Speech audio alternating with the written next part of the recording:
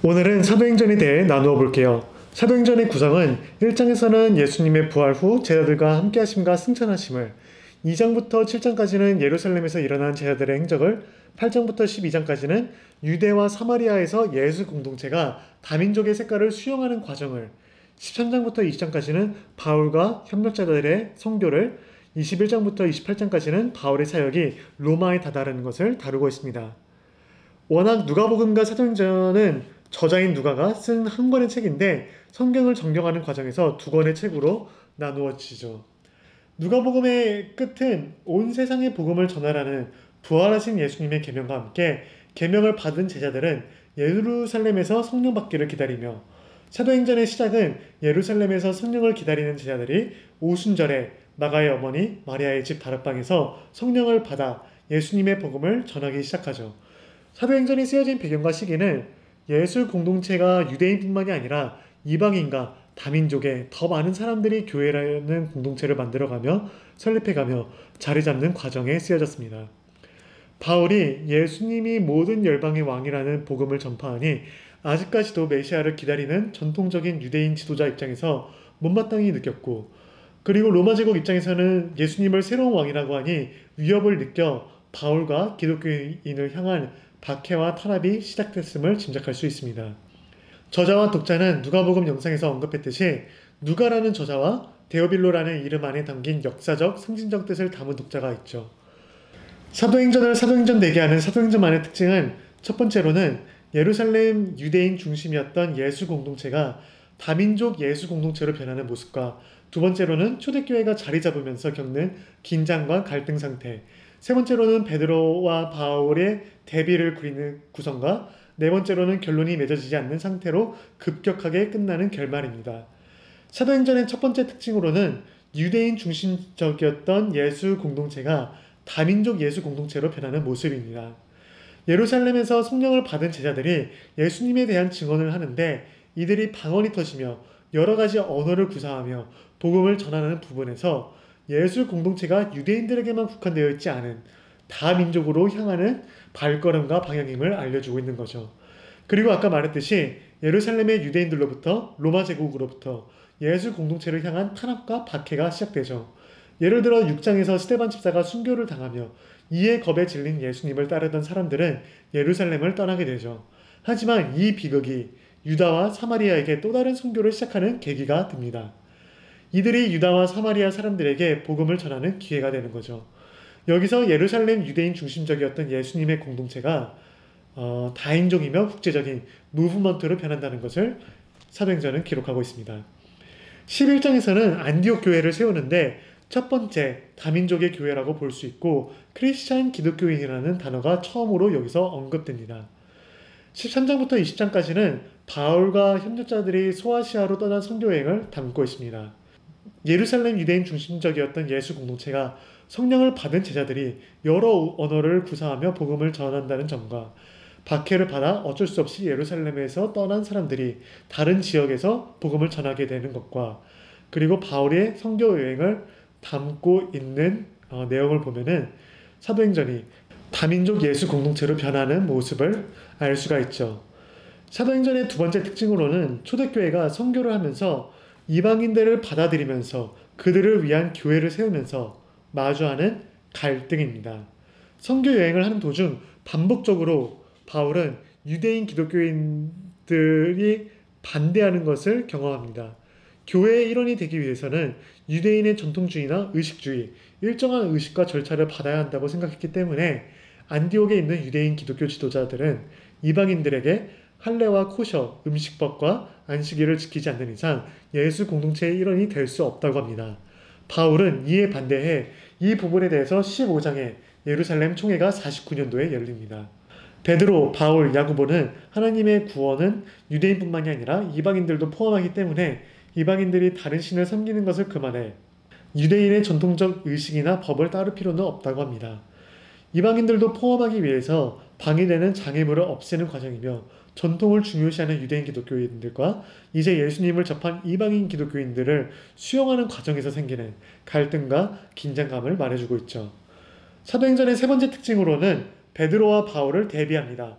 13장을 기점으로 전반부는 베드로의 이야기를 말하며 후반부에는 바울의 이야기를 말하고 있는데 두 명의 인물 중심으로 평행되는 이야기들을 담고 있습니다. 둘 다 안진뱅이를 고치며 특이하고 특별한 치료 능력을 보이며 마술사를 제압하며 기적적으로 옥에서 풀려나는 기적을 담고 있죠. 베드로라면 12제자의 지도자로서 사도의 권위와 전통성을 상징하는 인물이며 바울은 뒤늦게 합류한 사도로서 그 권위가 대등하다함을 보여주고자 한 의도라고 볼 수 있겠지만 사도행전 저자인 누가는 분명하고 은밀한 목적이 따로 있음을 염두해야 합니다. 누가는 의도적으로 초기 교회를 내분이 거의 또는 전혀 없는 것으로 묘사하며 모든 선교 활동과 정책이 예루살렘에서 생겨나 그곳을 중심으로 시작하며 다툼을 최소화하며 안디옥 논쟁을 더 화기애애하게 쓰기 때문에 오히려 바울을 교회에 의존하는 정도를 과장하기 때문에 대등하기보다는 의존적으로 바울을 묘사하고 있죠.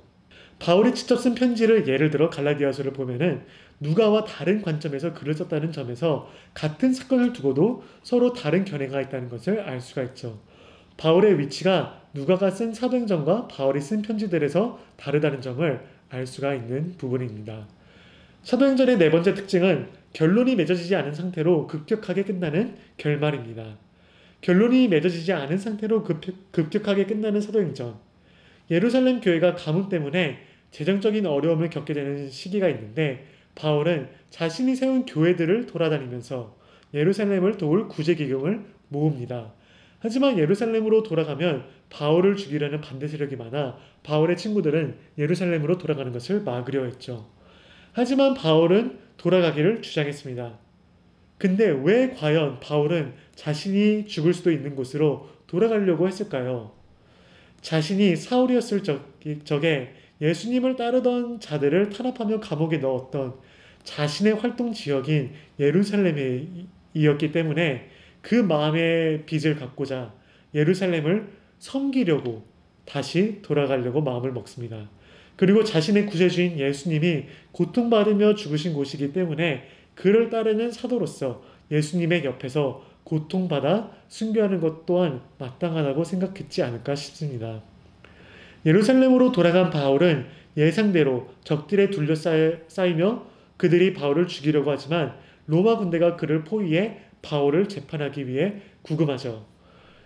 유대인 지도자들은 바울이 반란을 시작했다고 혐의를 제기하지만 증거가 없어 증명할 수가 없고 로마 제국 입장에서는 어찌할 바를 모르지만 십자가의 반란죄로 죽임을 당한 예수가 새로운 왕이라고 말하는 바울을 보니 뭐라도 해야겠다 싶어서 이리저리 불려다니면서 재판을 받게 되죠. 나중에 바울이 로마에서 황제 카이사르에게 심판받기를 요구해 로마로 향하는 배에 오릅니다. 바울의 심판받는 모습이 예수님의 심판받는 모습과 유사하다는 점을 기억하면 좋을 것 같아요. 로마로 가는 배에서 폭풍을 만나 모두가 두려워 떨 때 바울은 사람들에게 음식을 먹기를 권장하며 떡을 축사하며 떼어다 주는데 예수님의 최후의 만찬과 비슷한 그림이죠.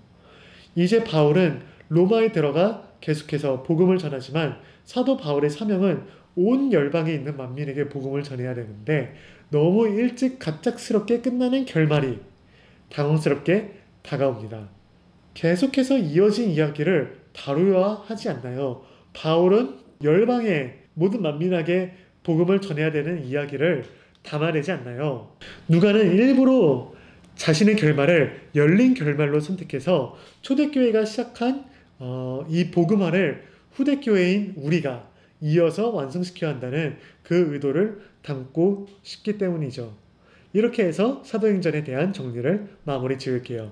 종합해보자면 사도행전은 누가복음과 함께 한 권의 책이었기에 저자와 배경과 독자, 이야기의 흐름과 신학적 메시지가 비슷하며 사도행전을 사도행전 되게 하는 사도행전만의 특징들로는 첫 번째로 예루살렘 유대인 중심이었던 예수 공동체가 다민족 예수 공동체로 변하는 모습과 두 번째로는 초대교회가 자리 잡으면서 겪는 긴장과 갈등 상태, 세 번째로는 베드로와 바울의 대비를 그리는 구성과 네 번째로는 결론이 맺어지지 않는 상태로 급격하게 끝나는 결말입니다. 오늘의 영상이 도움이 됐다면 좋아요와 구독, 알림 설정까지 눌러주세요. 그리고 성경이나 신앙생활에 관해 궁금한 점이나 알아가고 싶은 주제가 있다면 댓글로 남겨주시면 그 부분에 대해서도 영상을 만들어 나눌게요. 다음 영상에서 볼게요. 샬롬 샬롬. 안녕.